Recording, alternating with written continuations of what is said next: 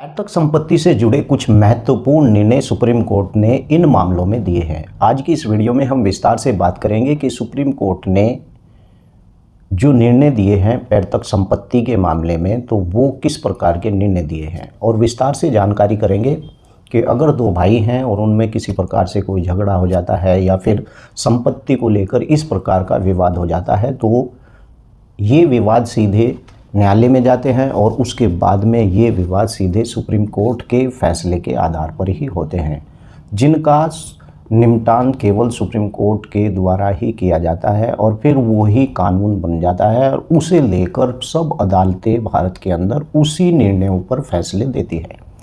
तो आइए आज की इस वीडियो में हम विस्तार से जानेंगे कि पैतृक संपत्ति से जुड़े महत्वपूर्ण निर्णय जो सुप्रीम कोर्ट के हैं वो कौन कौन से हैं। अगर आप लोग इस YouTube चैनल पर पहली बार आए हैं तो कृपया चैनल को सब्सक्राइब कर लें और हाँ, वीडियो को पूरा देखें, तभी आपकी समझ में ये वीडियो आएगा।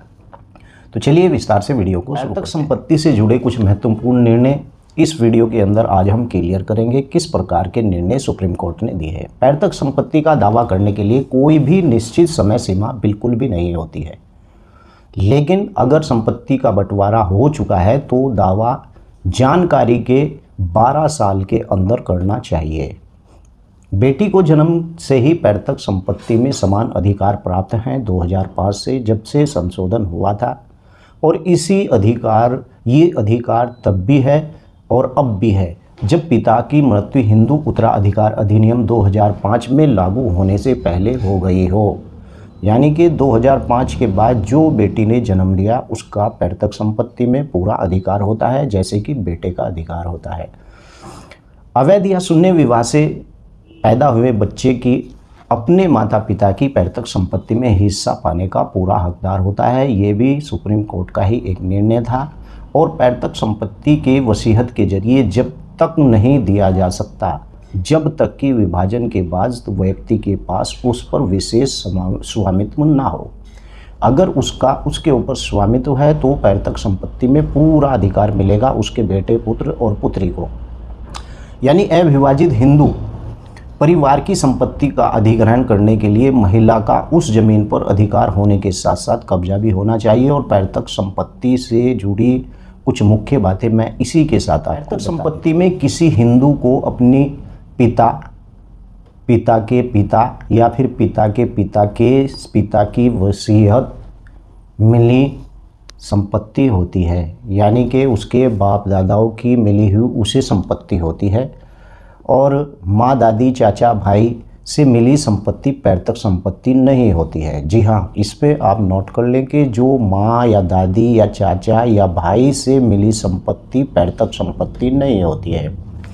हम अक्सर पैट्रिक शब्द यानी कि प्रॉपर्टी यानी शब्द सुनते हैं, लेकिन हम में से ऐसे बहुत से लोग हैं जो इस शब्द का सही मतलब नहीं जानते हैं। किसी भी कानून में इस शब्द का स्पष्ट रूप से परिभाषित नहीं किया गया है, लेकिन न्यायालयों ने बार बार इस शब्द की व्याख्या की है और सरल शब्दों में संपत्ति वह संपत्ति है जो किसी भी व्यक्ति के 4 पीढ़ी तक के पुरुष यानी वंश यानी उनके पिता या पिता के पिता या फिर दादा से जन्म के अधिकार पर विरासत में उसे मिली हुई हो तो उसे ही पैतृक संपत्ति कहा जाता है। मिताक्षरा कानून के अनुसार या किसी भी संपत्ति का अधिकार जन्म से ही उत्पन्न होता है।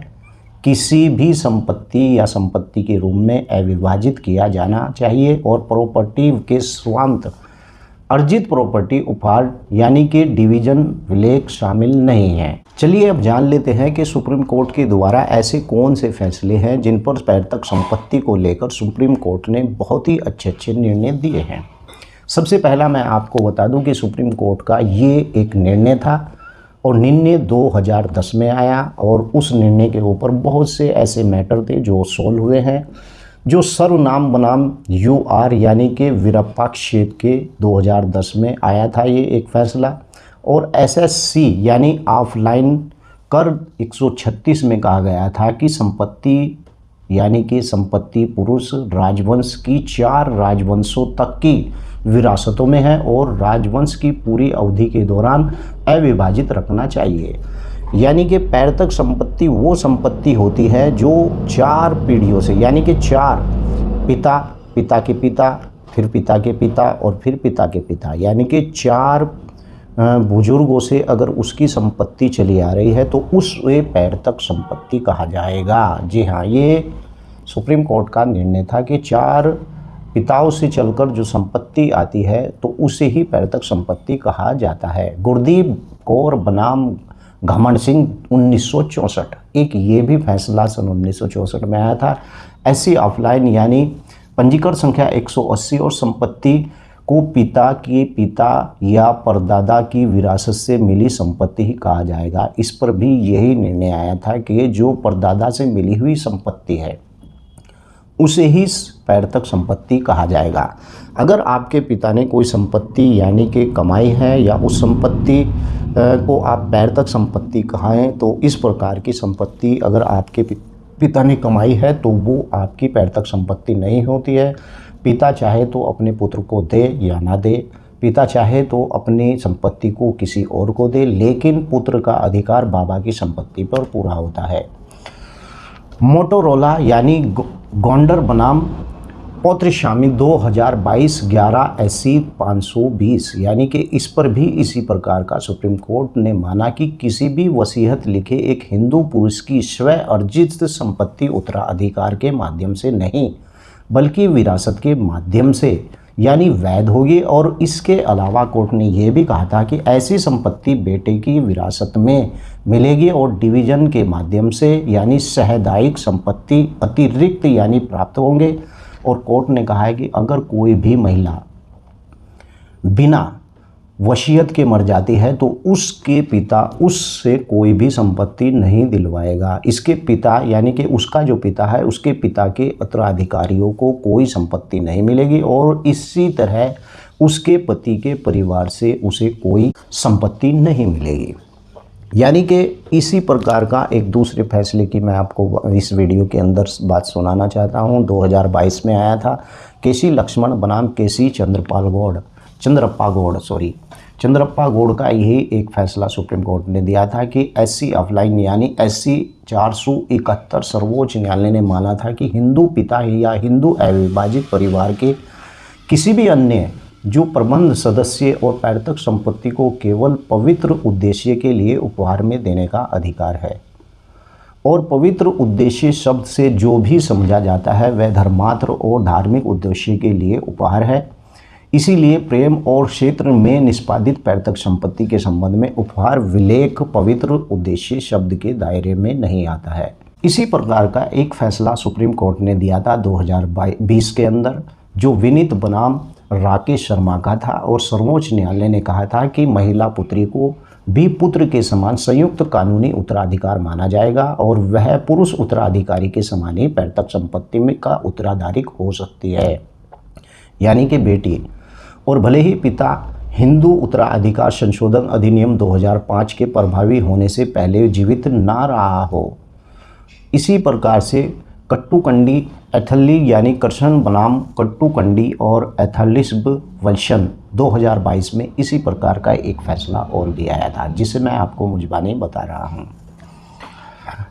SC ऑफलाइन यानी SC 737 सुप्रीम कोर्ट के फैसला सुनाया था कि लिव इन रिलेशन से हुए बच्चे के परिवार की संपत्ति में सामुदायिक अधिकार है। मान लीजिए कि इस प्रकार की शादी में कोई बच्चा रहा हो कि वो शादी ना हुई हो लेकिन वो बच्चा पैदा हो गया हो, तो इस प्रकार के बच्चे का भी उसके पिता की संपत्ति में पूरा अधिकार होता है। और लंबे समय तक के साथ रहने के लिए लव एंड रिलेशनशिप पार्टनर से पैदा हुए बच्चे को अपने पिता की पैतृक संपत्ति पर पूरा अधिकार होगा। यानी कि अब वो लव रिलेशन में चलने वाले इस प्रकार के मामले पर भी सुप्रीम कोर्ट ने फैसला दिया है। आपके मन में अक्सर कर इस प्रकार के सवाल आते होंगे, जो मैं आपको बता दूं कि पैतृक संपत्ति पर दावा करने के लिए क्या कोई समय सीमा होती है। तो मैं आपको मुजबानी बता देता हूं कि बिल्कुल हाँ, पैतृक संपत्ति में दावा करने की समय सीमा केवल 12 वर्ष है।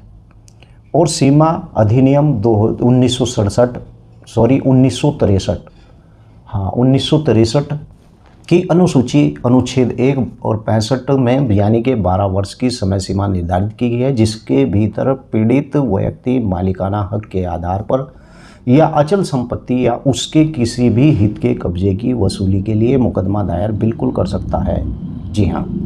अब और मैं आपको बता दूं कि क्या हिंदू उत्तराधिकार अधिनियम पर हाल ही में क्या निर्णय आया है। मैं आपको बता दूं कि कमला बनाम LO 2023 SC यानी 528 में सुप्रीम कोर्ट ने कहा है कि आदिवासी महिलाओं को पिता की संपत्ति में समान हिस्सेदारी का अधिकार से वंचित करना अनुचित है, जबकि हिंदू उत्तराधिकार अधिनियम 1956 के तहत यानी कि गैर आदिवासी महिलाओं को भी यही अधिकार उपलब्ध है। पैतृक संपत्ति में बेटी के हिस्से को सुप्रीम कोर्ट का क्या फैसला है, तो मैं आपको बता दूं, अरुणाचल प्रदेश यानी कि गार्डर बनाम जो इस प्रकार अरुणाचल गोंडर बनाम यानी पन्नो शामी 2022 में इसी प्रकार का फैसला आया था कि 11 SCC यानी 520 में सुप्रीम कोर्ट ने माना था कि पिता की संपत्ति में बेटी की विरासत में मिलेगी और इसके अलावा बंटवारे के माध्यम से यानी प्राप्त सहदायिक की संपत्ति भी बेटी की विरासत में मिलेगी। कोर्ट ने कहा था कि अगर कोई भी महिला बिना वसीयत के मर जाती है तो उसके पिता यानी उसे मिली कोई भी संपत्ति उसके पिता के उत्तराधिकार को दी जाएगी और इसी तरह यानी उसके पति के परिवार से उसे मिली संपत्ति उसके पति के उत्तराधिकार को दी जाएगी। यानी कि विनीत शर्मा बनाम राकेश में भी इसी प्रकार का 2020 में एक फैसला आया था। यानी कि सुप्रीम कोर्ट ने माना था कि बेटी को भी बेटे के समान संयुक्त रूप से कानूनी अधिकार माना जाएगा और वह उत्तराधिकारी के समान पैतृक संपत्ति प्राप्त कर सकती है, भले ही पिता हिंदू उत्तराधिकार संशोधन अधिनियम 2005 में प्रभावी होने से पहले जीवित ना हो। तो आज की वीडियो में मैंने आपको बताया कि इस प्रकार के सुप्रीम कोर्ट के जो फैसले थे इन्हें पहले सुन लेना, इस वीडियो को देख लेना ज़रूरी होता है, तभी आपको इस प्रकार के मामलों की समझ आएगी। वीडियो कैसी लगी है वीडियो के नीचे लिखकर ज़रूर बताएं। अगर पहली बार इस चैनल पर आए हैं तो कृपया चैनल को सब्सक्राइब कर लें। जय हिंद, जय भारत, खुदा हाफिज़।